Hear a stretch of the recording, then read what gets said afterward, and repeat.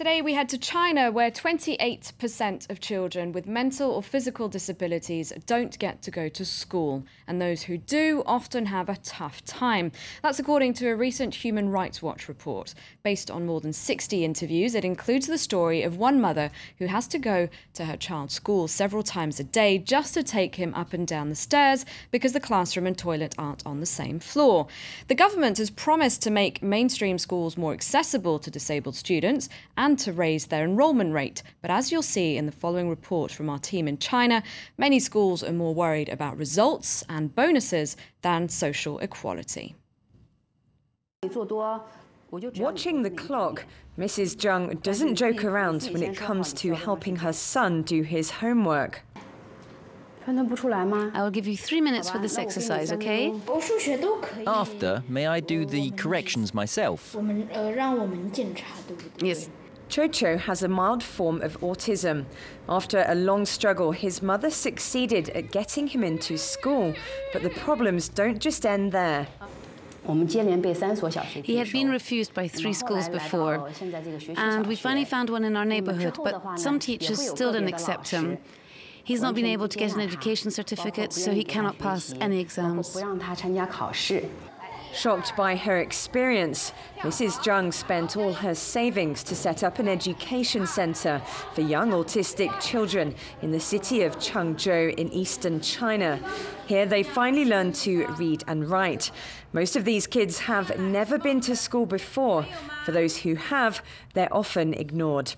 There are a few schools who will accept my child, but they only want to teach 1 hour per day, and he's not officially registered. We're completely lost.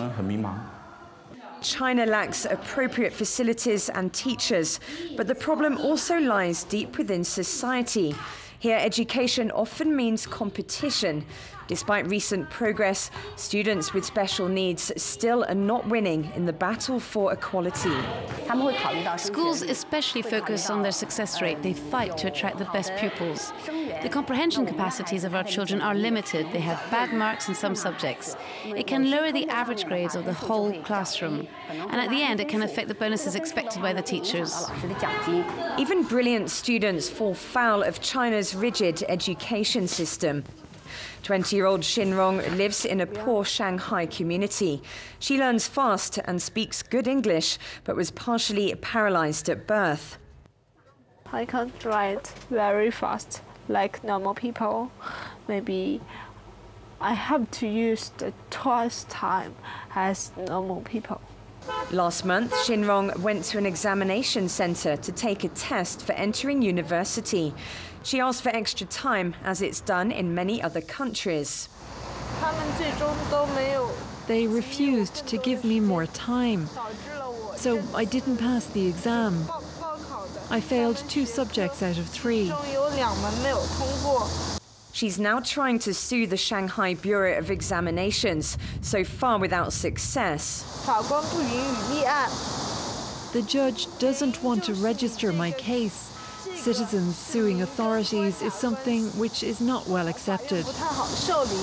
Even if Xinrong is able to enroll at university, she'll still have to fight for a job.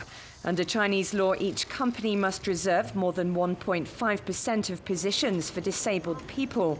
Almost none of them respect this quota.